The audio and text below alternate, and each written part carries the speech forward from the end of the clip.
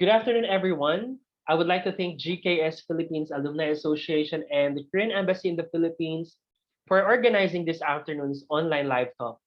And I would like to thank the officers for giving me this opportunity to share the guidelines and information regarding GKS, particularly for the undergraduate degree program. So Korea Scholarship, or GKS, it is formerly known as Korean Government Scholarship Program, or KGSP. This is a scholarship offered by the National Institute for International Education, or NIIED, in South Korea.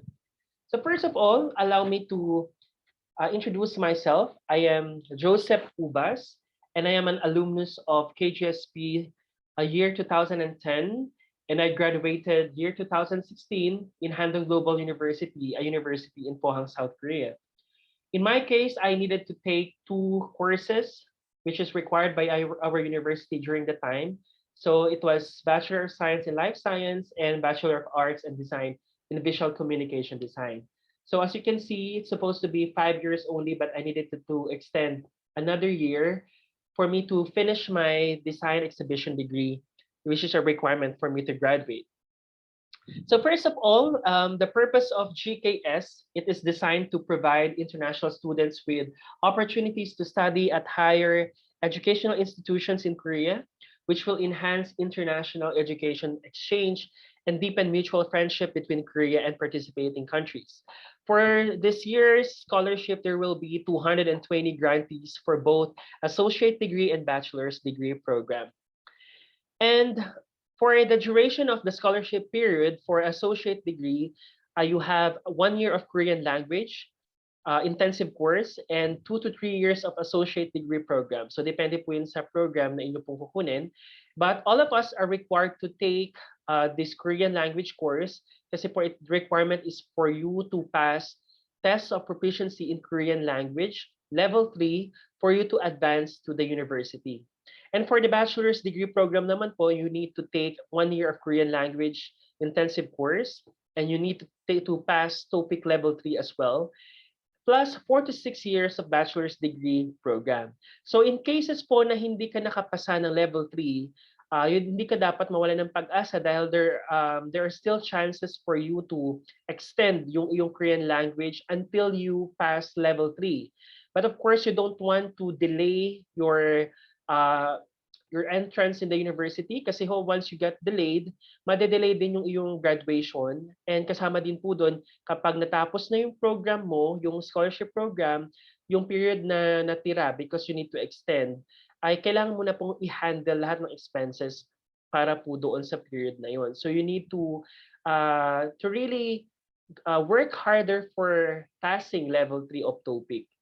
And the applicant, first of all, the qualification is the applicant and his or her parents must hold foreign citizenships. So Korean citizens are not eligible to apply in this scholarship.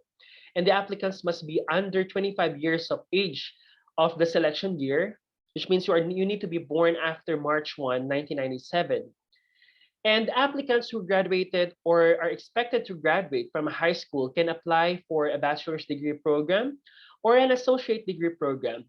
And applicants who are expected to graduate by February 28, 2022 must first submit a certificate of expected graduation.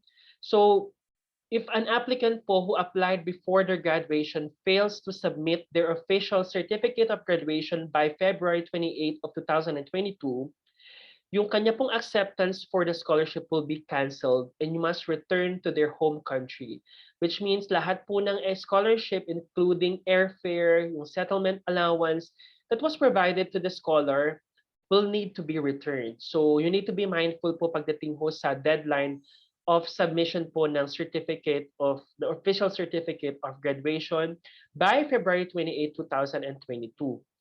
So the applicants also must have maintained a cumulative grade point average CGPA equivalent to or higher than any of the following from the respective schools. So kung yung school ninyo is 100-point scale ang grading system, the score percentile should be 80% or above. Or you need to be ranked within the top 20% within one's class. Kung ito naman po ay 4.0 ang point scale ninyo, you need to have 2.64 over 4.0 CGPA. For 4.3, it needs to be 2.80, 2.91 for 4.5, and 3.23 for 5.0 point scale grading system. So if an applicant holds a transcript that does not include information on CGPA, or you are unable to convert your grades into any of the GPA scales, then yung applicant po must submit additional documents officially issued by your school describing the school's grading system. So we can all look at this up to the guidelines provided by the NIIED. And the applicants must be in good health, especially this time po that we are in the midst of pandemic. You need to be in good health, both mentally and physically, to study in Korea for the full duration of the program. So the applicants must submit form number 6, which is the personal medical assessment form. And all this form is also included in the list of forms that the NIED will provide. And the applicants who pass the second round of a selection must receive comprehensive medical checkup and submit an official medical examination issued by a medical doctor or a licensed hospital. And after arriving in Korea, all the GKS scholars will be subject to a medical examination that will be administered by NIIED. So you need to be physically healthy, mentally healthy, and if you are found tested positive for a drug test or applicant who has a serious illness that prevents him or her to study abroad for a long duration of time, you will be disqualified in the final round of selection. So you need to be really mindful of your health habang kayo po'y nag-a-apply. And applicants who have graduated from Korean high school, including international schools, or those who hold a bachelor's degree, you are not eligible to apply for the scholarship. However, applicants who have previously studied in Korean university as exchange or visiting students, you can apply for this. So if you have experience being in Korea as an exchange student or a visiting student and you enjoy your stay there and you wish to study there again, you can still apply for this scholarship. Now, there are preferred qualities for those cases na nagkakaroon ng pagkakapantay-pantay sa evaluation. There are preferences to po. First is the applicants who hold a topic level 3 or above, they will be given additional points. And that is 10% of the total allocated points.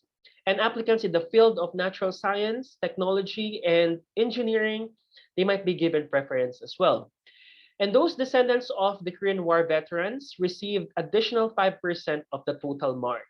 And applicants from low-income families or underprivileged backgrounds will be given preference. So ito pong mga certificates po na to, you need to submit it to them for you to prove that you belong to these preferences. Now, for the application process, there are 2 tracks for you to apply. And it's very important to take note of this. Kailangan pong isang track lamang ang pipiliin.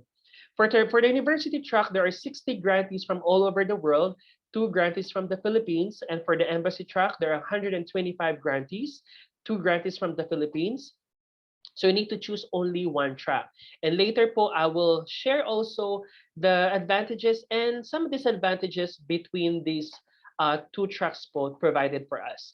And the applicants must choose their majors or your fields of study from the list na provided po in the university information file na nakasama din po doon sa guideline. And you can only choose only one track, just as what I have said a while ago. And for the deadline of application, the embassy, they will be the one deciding by each Korean embassy for the deadline of application. And for the university track, deadline will be decided by each university, but no earlier than October 20th of this year. Now, for the disadvantages and advantages of both tracks, for the embassy track po, you can select 3 prospect universities among the list of universities that they have provided. But you need to choose at least one university from type B university. So there are type A universities and there are type B universities. And you need to choose at least one university from type B and choose 2 maybe from the type A universities. And for the embassy track, it is easier to submit the requirements since you need to only submit it directly to the Korean embassy in the Philippines, which is located in McKinley, Taguig City. And for the quota, it's lesser kasi nga sa embassy po siya binibigay, and then there are 3 universities na pwede mong applyan. Now, the scholarship naman po, one of the disadvantages, the scholarship is not yet guaranteed after the second round of the selection procedure. Kasi po at least one of the selected schools na pinili mo among the 3 should accept you. So kahit na pili ka ng Korean embassy but none of those 3 select you, mababaliwala din po yung pagkakapili sa inyo. And for the university track naman po, you can only select one university. So doon ka magsasubmit ng yung mga requirements that needs to be shipped directly to the selected school, to their admissions office, which is a little bit hassle pagdating po sa shipping, and kasi gagastos pa din po kayo ng shipping na medyo mahal. And also yung higher po yung quota, kasi sometimes there are applicants who really want to choose like the top universities in Korea, and maybe a lot of applicants also want to choose that university. So there is a higher quota for that. But the advantage is basically you're done with the application after the second round of application. After the university has chosen you, you're basically done with the application. Now you can see the selection procedures here dito po sa map po na ito. So both of the tracks, they need to pass first and second selection procedure. But as you can see on the embassy track, there's a third round of selection. So the university will be the one choosing among the 3 universities, one of them should choose you in order for you to be qualified in the scholarship. Now pagdating naman sa university track, once the university has already chosen you, diretso na po yun that you are qualified to the scholarship. So makita ho natin yung advantages po by the selection procedure, so you can be wise in choosing saang track po kayo mag-a-apply. For my case po, I applied through the university track, through Handong Global University directly. So I think it was easier for me to get accepted since onti lang din po yung mga applicants during that time. And they were so supportive for me na makapasa din po talaga. So importante pong maging wise kayo in choosing which tracks to choose. We cannot really recommend which is better, which one is which. So it's up to you whether kasi talagang nakadepende din po sa application po ninyo and sa mga documents and certificates po na inyong pinadala. Now, for the required documents, all of these required documents po are listed po doon sa checklist po na ibinigay sa guideline. You can refer to that. So, of course, there's an application form, the personal statement or the self-introduction, your study plan, and single letter of recommendations. For the recommendation letter po, you need to provide a recommender who can really provide a thorough assessment of your academic abilities. And your recommendation letter must be sealed in an envelope and needs to be submitted to the embassy or the university that conducts the first round of selection. And then you need to submit a personal medical assessment, a GKS applicant agreement, proof of citizenship, and a copy of diploma or certificate of graduation I mentioned a while ago, and an official transcript of records. Now, you don't need to worry about this because lahat naman po ito, again, is nasa list po of required documents. And there are optional documents, including po yung certificate of test of proficiency in Korean or TOEIC, and a certificate of TOEIC, TOEFL, or IELTS, etc. And only valid certificate will be accepted po. Again, if you have already taken TOEIC before and you have all these language certificates, I would suggest that you can submit these documents kasi mayroon din naman po itong advantage when you submit them. And you can download all these requirements and forms in www.studyinkorea.go.kr na makikita nyo po doon yung guidelines as well as the forms that are required for this application. Now, going to the scholarship benefits. Napakaganda hong pakinggan ng mga benefits po na ito. And it's really a good opportunity for us na makatanggap ng mga ganitong benepisyo once you are accepted by the scholarship. So, of course, there's an airfare provided, round-trip economy class ticket, papunta at pabalik po ng iyong bansa, and a settlement allowance of 200,000 Korean won, that's 200,000 po, Korean won, and upon arrival po in Korea. And then a monthly allowance of 900,000 won per month na ibibigay po sa inyo, which I think is a huge amount of money na for a student in order for you to survive monthly doon po sa Korea.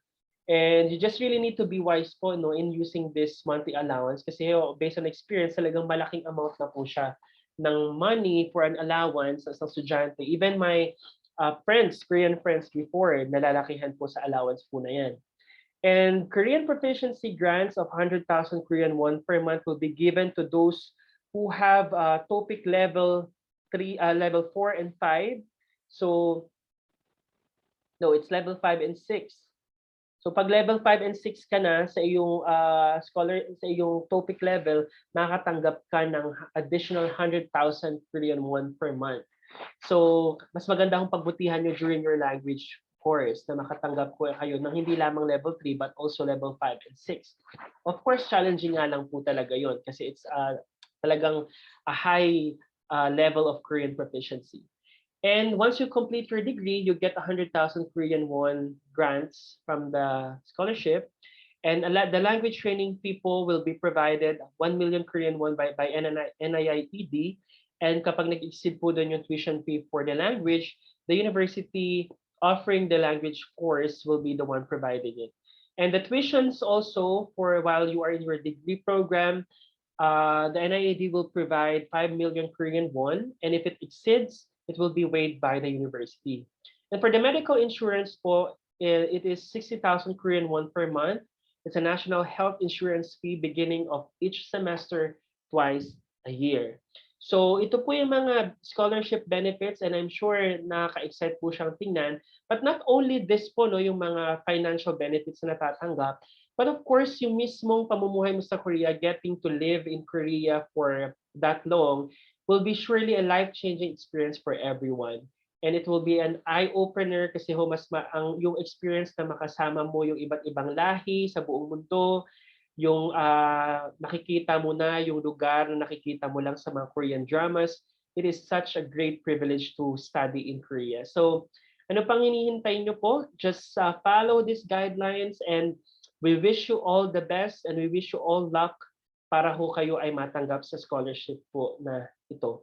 And of course, for more details about this KJSP qualification, GKS qualifications and requirements, you can visit all these websites na nakikita niyo po on your screen. And please do not forget to also follow and like GKS Filipinas Facebook page for you to be updated sa mga recent posts regarding scholarship that are offered by the Korean government. So thank you so much for listening this afternoon. I hope may nakuha po kayong kahit papaanong guideline patungkol ho sa application and we will be happy to answer your questions later sa ating pong question and answer portion. Again, kamsahamnida, salamat po and mabuhay po kayong lahat. God bless you.